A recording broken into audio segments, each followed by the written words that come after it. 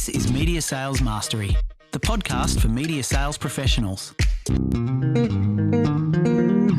In each episode, we bring you information, insights, and ideas from some of the industry's top thought leaders.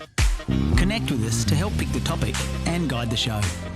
This is Media Sales Mastery, the podcast for you, a media sales professional. I'm your host, Jamie Wood. Our topic today is Prospecting Masterclass. Now, I've done about 4,000 episodes on prospecting since I started the podcast 4 years ago, but there's a reason for that. Prospecting is almost like, I kind of explained it, it's like the tectonic plate of a great media sales professional. It is the base that you build everything else upon.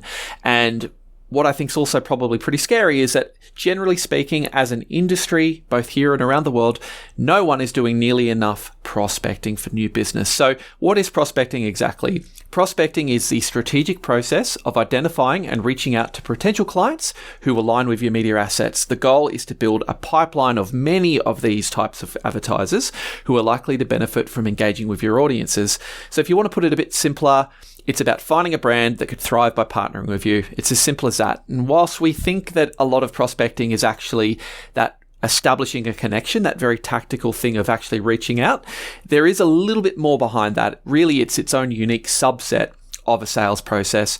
Our guest today is Ed Hayer. He is the CEO of Prospector. I will let Ed speak a bit to his background and the great work that Prospector do, but this is going to be a great episode, and I think a particularly timely episode as we start thinking about how do we go again in 2025. The first five. Ed, welcome to the show. Thanks for having me. Tell us a bit about your background and specifically your current role as the CEO of Prospector. Yeah, sure. So, CEO of Prospector, I've been at the company for 5+ years now, kind of progressed through customer success roles to the GM role, and I took the CEO position this year. So it's been a bit of a roller coaster journey to this point. So Prospector, we're a lead generation tool, but we do things slightly different to kind of your traditional lead generation providers. We do everything from an insight-led approach. So ultimately, we're tracking buyer intent signals that would then lead into, for example, media spend. Obviously, media being one of the industries we work with, but we also work with, sports teams, non-for-profits, any other commercial teams that essentially have a sales team. So, we're ultimately that extension of their sales force. Here's a statistic that I think might sort of frame our conversation today. Legacy media companies all around the world, they typically benchmark client retention rates at about 60%, meaning that if you go into a calendar year, you're going to probably have about 60% of the clients or spend that you had last year return. And I think actually at the moment, that's more in the upper range. We've got a few sources like Amplitude, Demand Sage, Shopify, even kind of confirm this. So despite this, it's almost like unanimously agreed that a lot of these legacy media companies are now allocating less time and less resources to new business development. Why do you think that's the case? And how are you kind of seeing this play out on your end? It's like the old saying, it's easier to save and grow an existing client than bring on a new one. And I think when companies are constantly hearing that, they're putting most of their investment into that current customer base because it leverages better ROI and it's easier than acquiring new ones. So you'll get a lot of businesses that will just prioritize customer lifetime value, and that almost becomes their key metric. So kind of building those long-term relationships with existing clients rather than chasing new and unproven leads. I also think there's some economic pressures at play here as well. With legacy media companies, there's even more tighter budgets. You may have stagnating revenues, and often that means you get less resources at your disposal as well. So what I mean by that, Jamie, is you may get a legacy media company that's, instead of the old kind of hunter-farmer approach, you've now got more of a hybrid role where that person is expected to retain, whether it be 60% or higher, and also then obviously bring on new accounts. And if there's no clear kind of strategies in play there, again, the focus will always lean towards the retention for that individual because, again, it's often perceived as lower risk. It's easier to do. And And it goes again back to that point of, the business will kind of prioritize that customer lifetime value. And I think the third point to this is a lot of the businesses prior to us working with them and them investing in our Prospector platform, they don't really get given many prospecting tools at their disposal. Of course, there's LinkedIn Sales Navigator and there's some other ones at play, but a lot of the investment and kind of tool set comes with, how to retain that client. And I think sometimes businesses neglect the kind of power of investing in prospecting tools, which again, probably bring you back to your point of why less and less people are hunting and prospecting. Yeah, and I think it's a really good observation. Retention and growth seems to be a big part of a strategy. I think sales teams are just inherently getting a little bit smaller. That do more with less seems to be the theme going into 2025. And I guess the whole idea of today is to maybe just go back and reframe, one, the importance and value of prospecting, but maybe just in the current context of time-poor salespeople and a fairly tight market and obviously a focus on retention and growth. How do we still ensure that we can optimize that prospecting process? So let's jump into it now. Media Sales Mastery. Let's go high level first, and then maybe unpack each stage. As the CEO of a company called Prospector, what does great prospecting look like to you? The first point we always look at is you've got to have a clear target market. A lot of sales reps out there will tell you we're hunting and selling to everyone, but the reality is there is a clear target market that has your money. The second point here is obviously research. At Prospector, everything we do comes from research. So we really distill that into any prospector user because you need to understand where are the buyer intent signals and is your prospect ready to buy. The third point here is probably identifying the decision makers. So, I think there's stats out there that now demonstrate the decision makers are just growing and growing, and there's multiple of them, and gone are the days where you were just talking to one person. So at Prospector, we've obviously got a way you can map out all the decision makers or even influencers that would be part of that process. And then, of course, once you've done that, there's the messaging and the outreach element. Now, as mentioned at Prospector, we do everything from a buyer intent signals through our insights. We call these our valid business reasons. So ultimately, we train our users to always use that valid business reason in your outreach because it goes without saying personalization is key to get your message across. So probably top level there, the main pillars that I would say is great prospecting. The one here that I think is the most interesting and probably the most undervalued in prospecting is that whole idea of buyer intent signals or purchase triggers or, even just market signal that the timing might be right. Can you go a bit more into that? What might be an example of like a buyer intent signal that would make a prospect feel like it's relevant and ready for that outreach? Yeah, definitely. So one of the things that we do at Prospector is we've got 20 plus years of data, anything from, media sales contracts being won to campaigns being rolled out to new appointments coming in or funding rounds to trademarks being filed. So what we do at Prospector is we've looked at all these different trigger points and we've looked at the end goal. So we will look at an example where a brand has just gone out and started to do some campaign work, whether that be across TV, digital, billboards, you name it. What we'll then do is we will look at almost the kind of the timeline of triggers that led up to that. And we do this for multiple different examples. We then get a nice clear picture of what typical triggers lead to media spend. And these triggers can be a multitude of different things from, as mentioned, appointments. So as we know, when a C-suite or leadership changes happen, there is normally a domino effect of change in investment. Funding rounds are another really good indicator of, if they're raising close to 200 to 300 million, there's something going to be happening in that marketing budget of theirs. And then you've also got more kind of, niche predictions like trademarks.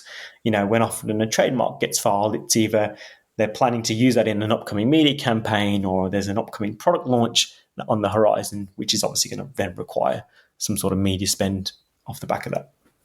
Yeah, I love that. I think that's just such an interesting area where, in my observation and experience, the only real, buyer intent signals that most media sales professionals like frontline might think about is maybe like year on year spend or seasonality, or potentially it might be something, that they kind of conclude themselves, like, to your point, you've just appointed a new CMO or something else has kind of happened. It doesn't feel like this has ever been like a really core focus of a lot of media sales teams to identify when is the right time for that prospect to be engaged, and what might be one of the reasons where suddenly they become really hyper relevant for your product. So I think that's an interesting area to kind of go into. And I guess it sets up the next question, which we've maybe alluded to before. This all sounds really, really good. Clear target market research, buyer intent, decision maker, messaging outreach. What are some of the current constraints that you're seeing, or the challenges of being able to actually execute this kind of high quality prospecting? What's getting in the way of frontline media sellers from doing this effectively? Yeah, so I think to better answer this point, it's probably understanding a little bit more about different shifts in buyer behaviors. So, as mentioned before, you've now got multiple decision makers, and sometimes that can become a bit of a minefield in itself. And not only have you got multiple decision makers, these decision makers are now getting, it's quoted out there, anything from 20 to 50 cold emails per day. So everyone's fighting for attention. So that's your first challenge of how do you break through all the noise. Your second challenge you've got here in prospecting is kind of, I guess, post-pandemic world. I think globally the stat out there is 70% of sales meetings now happen online. So what that means is your sales reps are now definitely empowered to do more meetings and at shorter timeframes, because there's no kind of geographical barriers, I guess, of getting from one meeting to the other. But it also becomes a little bit, I guess, it to a detriment to your prospecting, because you're constantly chasing the kind of newbies meeting and you're not really understanding the prospect you're meeting with or whether they're actually in a position to buy. So you're getting a lot of this kind of focus on, I must hit my new biz quota, rather than actually who should I be prospecting effectively. So I guess the constraint there is it's just chasing numbers rather than doing the whole process effectively. And I think there's a lot of dialogue around that right now, around these activity metrics, and these volume based metrics just aren't right for the new selling environment. It seems like the two things that I kind of hear are these consistent trends are the buyers are far more educated these days in terms of they have the ability to research products online. They have the ability to kind of be marketed to through digital channels. So often, not only is it a case of cutting through the noise, but it's also about meeting the buyers where they're at. And it seems to be that we have a lot of these tools that are based on like automation or, 20 to 50 cold emails per day. Like, we're upping the volume, but we're probably losing that focus on quality as a consequence of that. So it does feel like a bit of a messy world at the moment. And I guess, if 70% of sales meetings are happening through some sort of digital interface, like, I can see obvious benefits of that from a cost efficiency point of view and time poverty and just geographically. But I just worry you'd also be losing something in terms of the quality of that interaction as well. It just seems like a really interesting space right now. Is this really kind of just, truly the post-pandemic world, do you think? Is this just, are things settling, or are we still sort of in the disruption of 4 years ago? It's an interesting one. I think definitely the post-pandemic world did make us rethink, sales and kind of traditional face-to-face versus, the online meeting. I think as leaders, we also see, like you say, the benefit of, being able to make this very efficient. But like you say, it's also, grabbing that buyer's attention is so much more important now. When you're doing it on a Zoom call, if that person's got multiple different distractions happening, it becomes a lot more harder to really gain their engagement and understanding of what they're doing. And whereas obviously in the face-to-face setting, you've got the ability, to get their 100% unrivaled attention and understand and pick up on different cues. So I think it is still an effective way of doing it, because if you look at it even from the buyer's perspective, they're becoming a lot more picky with their time. Like, your classic decision makers probably got 5 or 6 meetings pre-booked in their diary. So when they're accepting a meeting, it puts you in good stead, but you've then got that 30 minutes to, really pique their interest and continue that conversation. And then I think for those kind of higher level ticket deals, you would then naturally kind of go into a face-to-face environment. Yeah, it's funny, like, even in the role that I'm in here at Boost, where a big part of my role is identifying new media companies to obviously come and work with us. And that's global, right? Our ideal customers, it's a very particular type of customer and size and type of organization around the world. So you're naturally going to have to engage them initially through a virtual setting, through a Zoom call. But it's funny, despite that, there's always a natural point where I have to get on a plane and go and meet them face to face. And so, objectively, it probably doesn't make a lot of sense to go and spend all this money on accommodation and travel and spend a few nights away and whatnot. Even last year I went to Vancouver for one meeting. But at the same time, I find anecdotally, you have to do that next kind of high value in-person interaction in order to move the conversation and the relationship forward. It just feels like almost like a non-negotiable. At some point, you have to have that level of trust. And I don't know, maybe there's something in if I'm investing this amount of money to come and see somebody face to face, I'm a bit more serious as a partner or more legitimate as a partner. It's a really interesting. I just find this whole world really fascinating. It's hard to predict what the future is going to be, but let's talk about the right now. And I think the big thing I would love to just kind of do is maybe just unpack some of those stages you spoke about a bit earlier around that prospecting, ideal best practice kind of workflow. Let's think about starting from that whole idea of defining your ideal client profile or customer profile. I think you said something, that clear target market that actually has your money is sort of the first critical step of prospecting.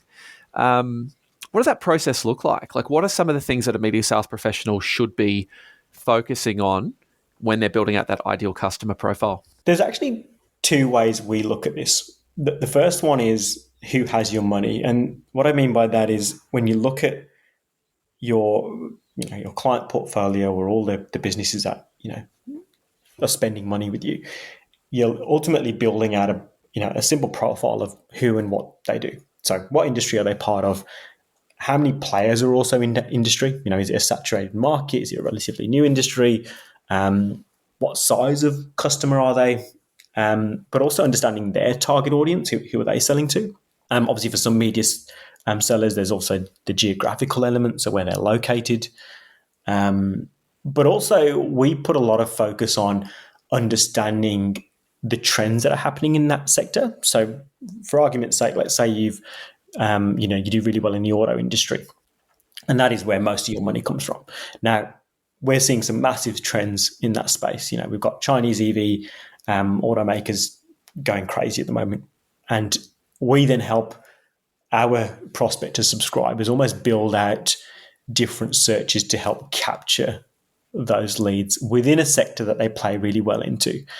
Because at some point, a market becomes saturated and you've got to look at your kind of new players or your upcoming players. And that's where those kind of trigger points come into. So that all comes into that identifying the ideal client profile.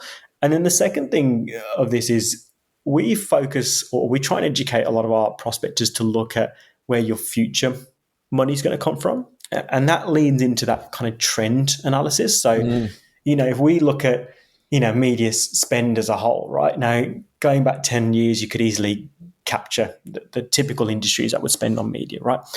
If we look at the key spenders today, you've got gaming in there. Now, who would have thought gaming would have turned into $1 billion, organization? And you've got, media sales happening in games, Fortnite, for example, it's a crazy market to really get in front of, hard to reach customers. So when we talk about where your future money is, it's all around, what trends are you seeing out in play? Which industries are starting to come up the rear and really take a big chunk of the pie?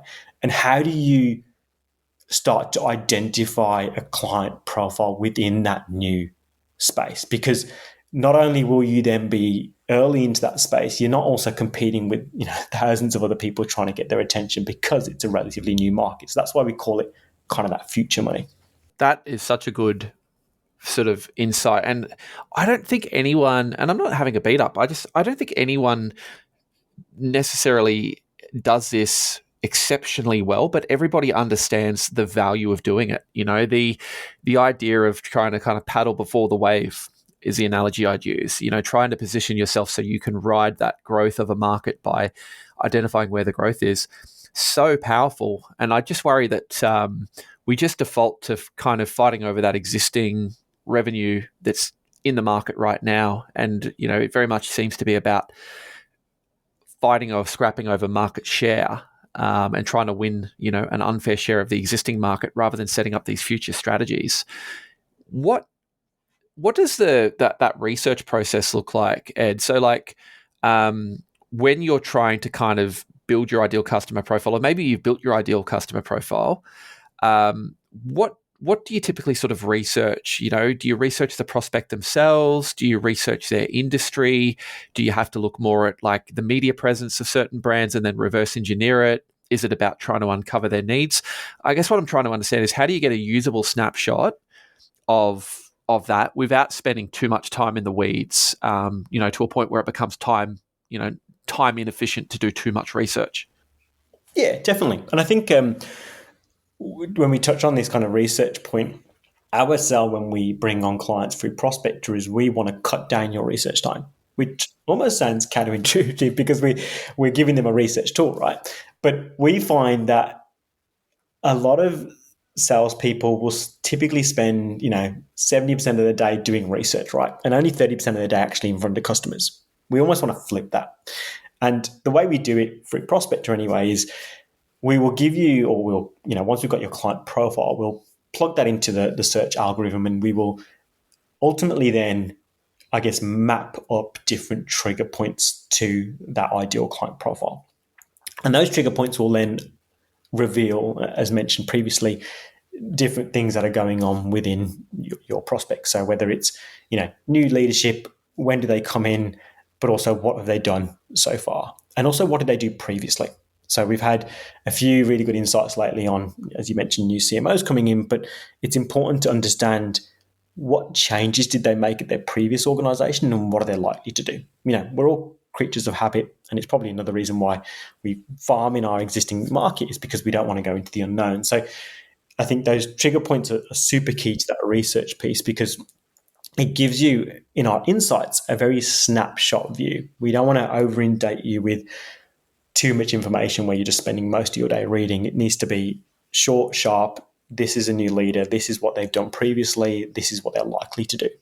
And then the same thing happens with the other triggers. So whether it's a product launch or whether it's a trademark being filed, we try and give a very clear snapshot of what that trigger point means. So we almost do a prospector prediction on that. So whether it's an organization launching a new product, it could be, in lead up for a seasonal launch, whether that be Christmas. We then look at what previous product launches have eventuated to and provide that in a very clear, almost bullet point snapshot of this is what's happening and this is what's likely to proceed.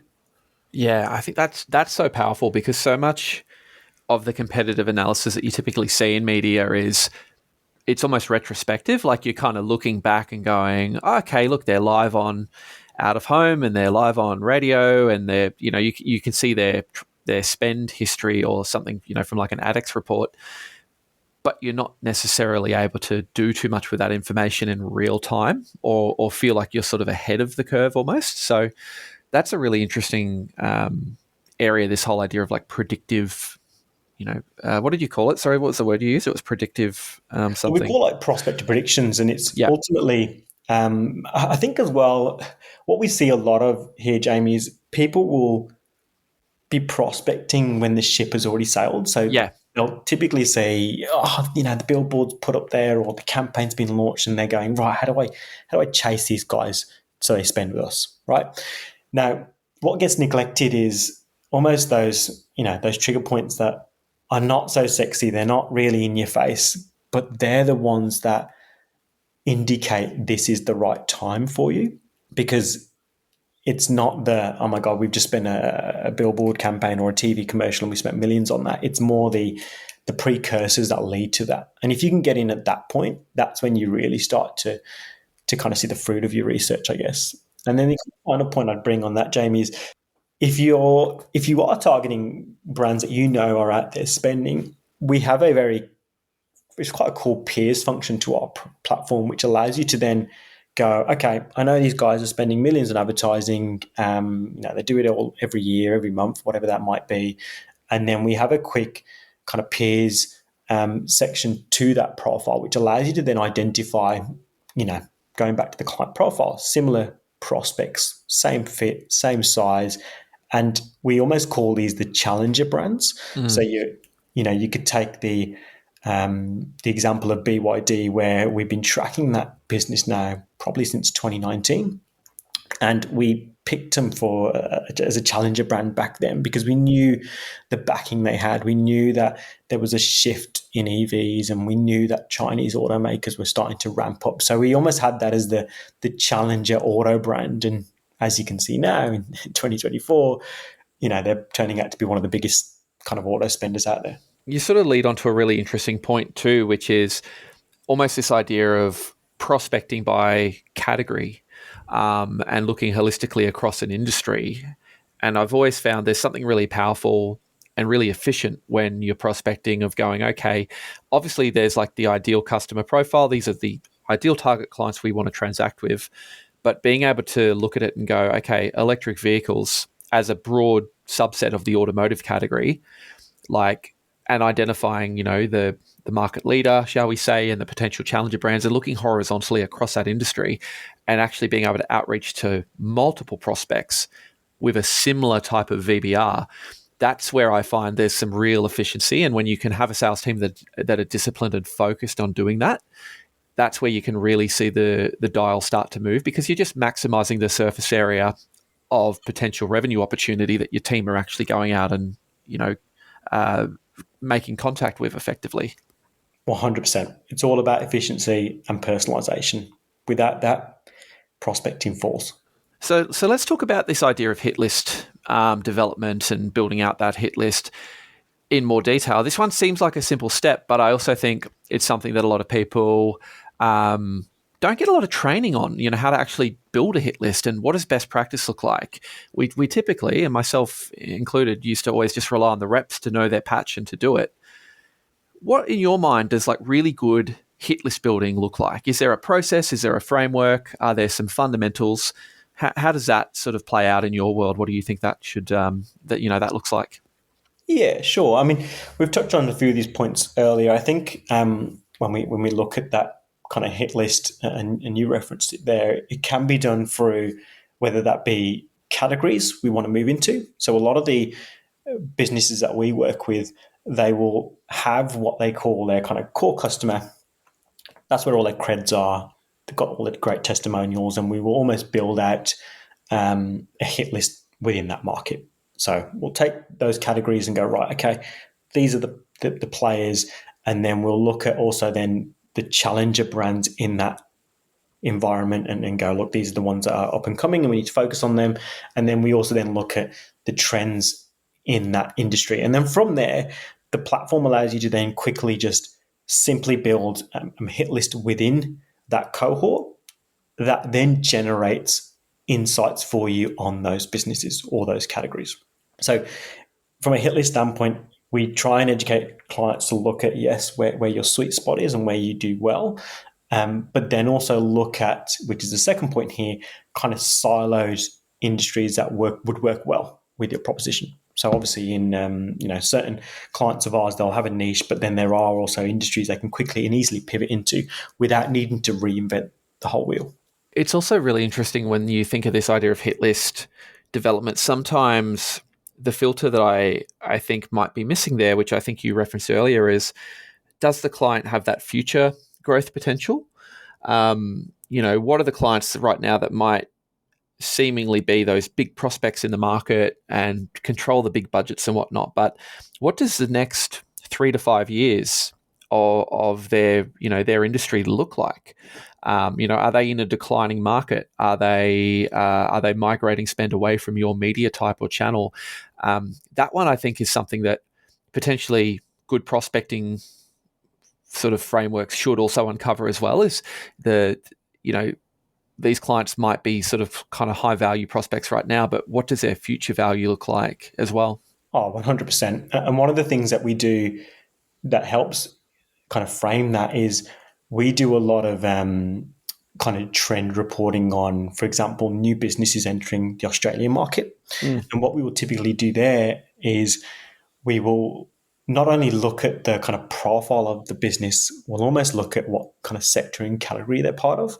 And then in a very simple snapshot, we will take, 3 to 5 plus years of data on different types of businesses coming in and then give our subscribers a very easy and simple snapshot of, fintech was 40% of the market coming in to Australia. What does that mean? And then 20% was retail and then 10% might have been a different industry. So it kind of helps our users then understand that, this is an interesting shift. And this is also an interesting play of what types of industries are coming into the Australian market to grow. And that then helps shape that kind of point you mentioned about, understanding where that kind of future money is coming from. Yeah, and I think that sort of leads a bit into, depending on where that customer is entering the market, potentially like an established mature client in the market, challenger brand versus market leader. This is where I feel like that messaging component is so critical. We've covered this whole idea of proposition and sales messaging in previous episodes of the podcast, but what does that outreach preparation process look like in prospecting? Is it now just a case of looking to connect with the target account with your VBR, or is it more nuanced than that, do you think? Yeah, so I think it does depend on obviously what you're selling and who you're going after. I think our USP has always been the VBR, so really bringing in that proposition of what are they doing that's inviting you to almost outreach and message that contact or that company. A lot of the feedback we get, Jamie, of clients who have obviously come on and started using our tool, the biggest feedback we get from them prior to using us was in their messaging and in their outreach, they were just, I wouldn't say going blind, but it was very much they didn't know what was going on underneath the hood of the business. And when you don't truly understand what's going on under the hood and you get a lot of information on the individual or the decision maker, and you've done your LinkedIn research and you understand kind of what they're all about, it's very hard for you to bring it back to a business need. So when we go into that kind of outreach and educating our clients on messaging, it is very much focused on what are the different trigger points that are coming out of that business and how do we then bring your solution in. So one of the biggest, upgrades we made over the last 6 months was obviously incorporating AI into this feature. So as we know, AI is just going to keep going even more embedded in a lot of the processes we do. But what we've done for our clients is we've made it a lot easier for them to almost upload their, you can even call it the elevator pitch or their kind of bio of what they do and their service offerings into Prospector. And then at the click of a button from an insight, what the AI generator will do is it will combine the kind of trigger points we've identified for the prospect and kind of where they're at and what they're doing, and then bring in your solution to kind of match up the two. And it produces a really cool, schmick email. I think I've used it every day now since we've launched it. And it really helps just make that outreach just so much more effective. I think the point you made a lot earlier on is just the volume of prospecting that your average person might be exposed to, your B2B buyer or decision maker. Cold emails, cold outreach, still getting the cold calls, LinkedIn. And what's so interesting about, I get quite a bit of prospecting is, one, you start to really quickly identify those patterns of outreach. Like it's very easy, almost from a subject line, to identify a cold email. But the other thing that just amazes me is just how bad the targeting is and the messaging. You know, like I think the company I work for, I don't think I've had anyone actually demonstrate an understanding of what our business does. You know, they might think we're an independent agency, or they'll go, oh, we know many media publishers like yourself have these issues.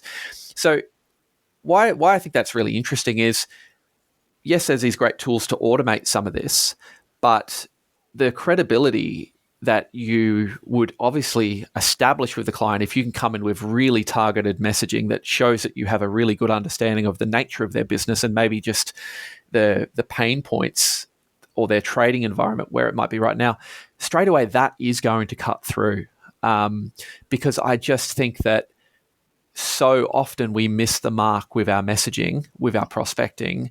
Is that a fair observation? Like, I guess this is just my own anecdotal observations, but are you sort of seeing that too, that really if that VBR and messaging is dialed in, it's driving most of the success? 100%. I think you're almost touching on, throwing mud and seeing what sticks method, right? Where you've got a lot of these kind of outreach methods where it's, using an EDM campaign, or it's going back to that initial point we made around a numbers game and just becoming that numbers game. And if you're constantly chasing the numbers game, you're, as good as you are, you're never going to be able to be as personalized or as, I guess, prepared for that prospect as you would be if you were just a bit more, methodical about who you're approaching and understanding their kind of needs and using that VBR. I think from the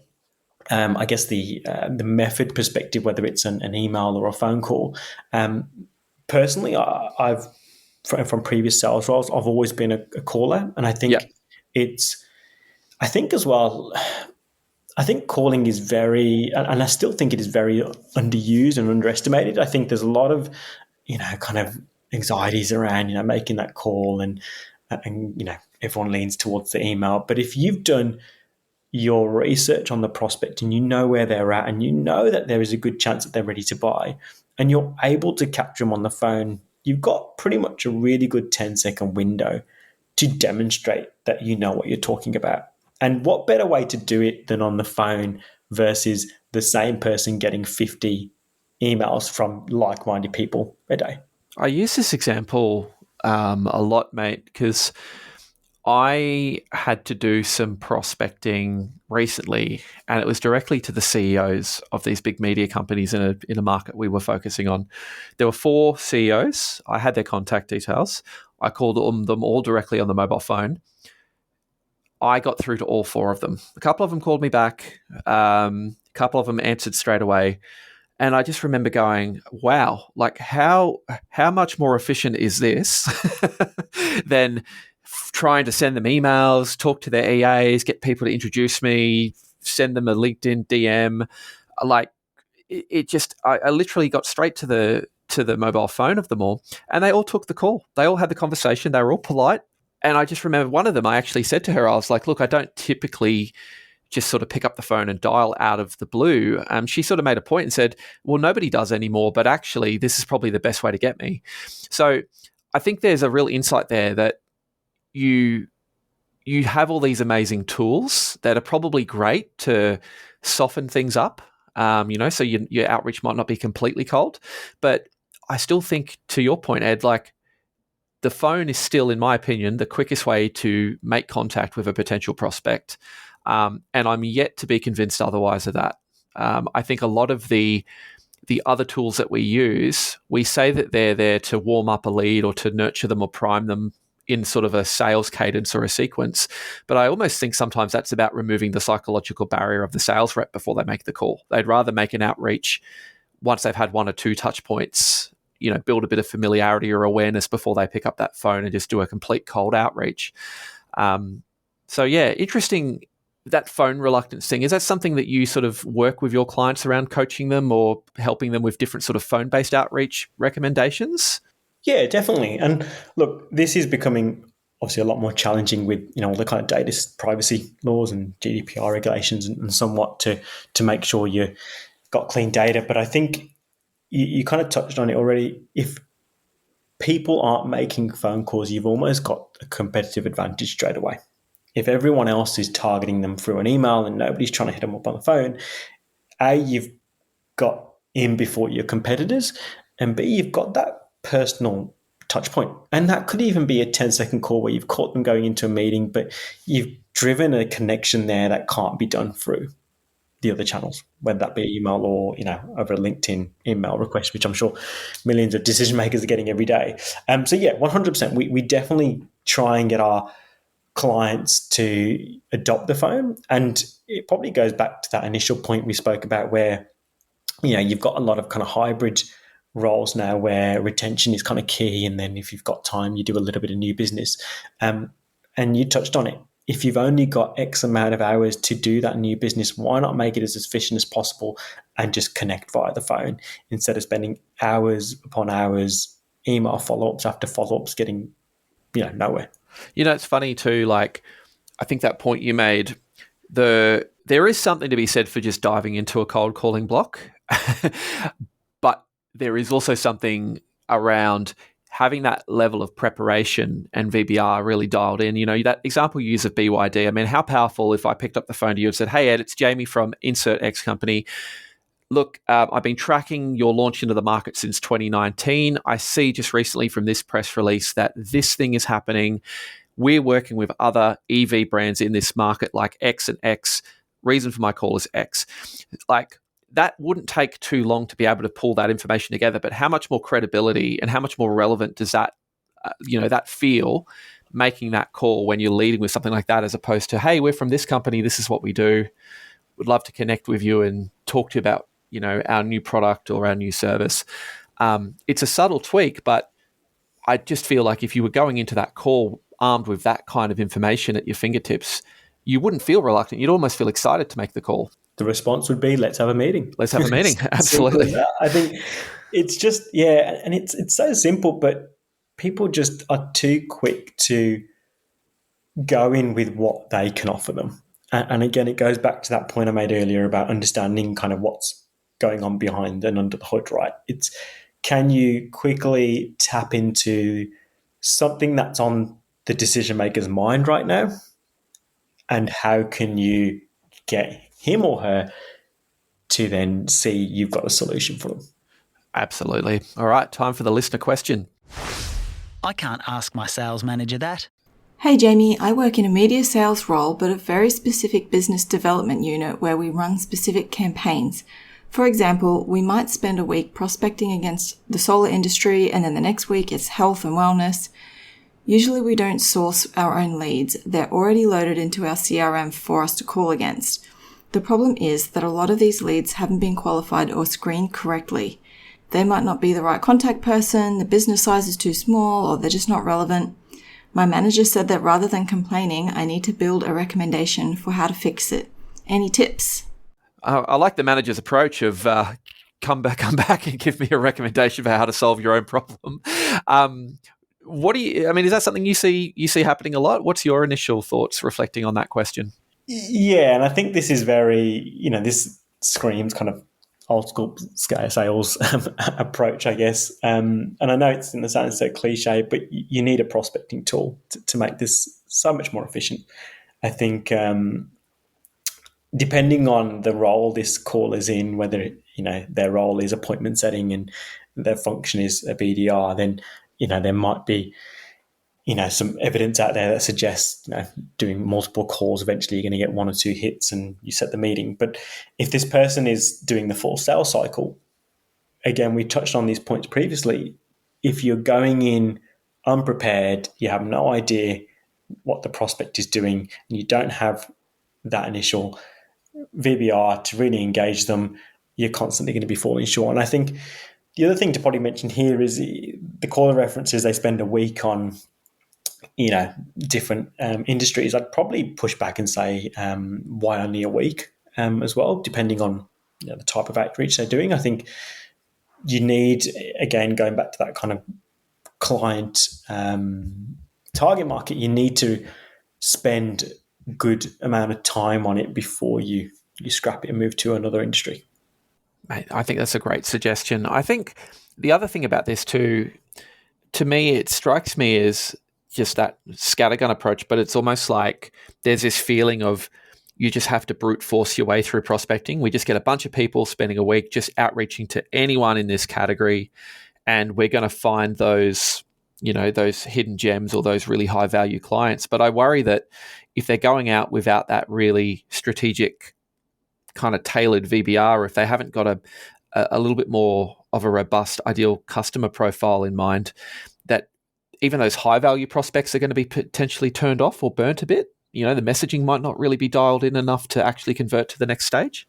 Yeah, and I think as well, there's probably some, I guess, pattern work they can do on this sample size of theirs. They can, this caller could almost go to his manager and say, look, this is the general feedback we're getting from, all the calls that we're making. And maybe it's an exercise where they kind of pick out the ones where the call eventuated to something, and then just help dial in on why did that work? Who did we speak to? What was the approach? And then generate the next hit list, whether it be on health and wellness, on those principles. Because I get it. There is always going to be a function out there where you get given a list and you've got to work your way through it, and make as many calls as you can. But I think if you can just dial that back to just increase a little bit of preparation time and almost bring in a kind of different person to just clean up your call list, which can be done. And we've seen this through some of our clients where, with Prospector, you've got the ability to not only look at insight-led approach, but you can also just build a kind of company hit list per se and get names and numbers of people you want to call.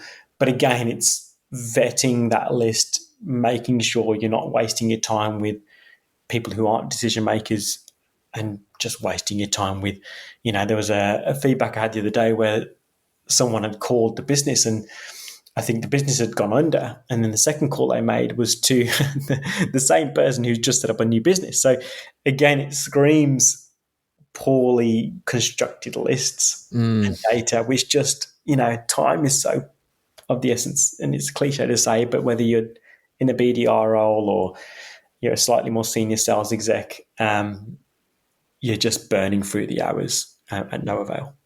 Well, that comes to the end of the episode, Bud. But before we wrap up, tell us a bit about, if you are, I'm sure you probably are, very much in 2025 strategy mode. Anything coming up at Prospector in 2025 you want people to be across? Yeah, so we've obviously, as mentioned, got a lot of data. We've been going for 20 plus years, and we only really scrape the surface when it comes to our buyer intent signals through our insights. So what we're going to be spending a lot of our efforts on going into 2025 is really pulling out that data and understanding a lot more of when do people buy and almost why they buy as well, and also how often. So once we've able to identify those patterns, our product's just going to go to a whole new level of salespeople being able to not only use the trigger points, but understand their buying cycles as well. So that's something that we'll be focusing a lot of our attention on. We spoke a lot about efficiencies here as well, and the fact that scattergun approaches are dead and you need to have a methodical approach. But we also understand to do that requires time. So we're going to be investing a lot more attention to AI to make salespeople's lives more efficient.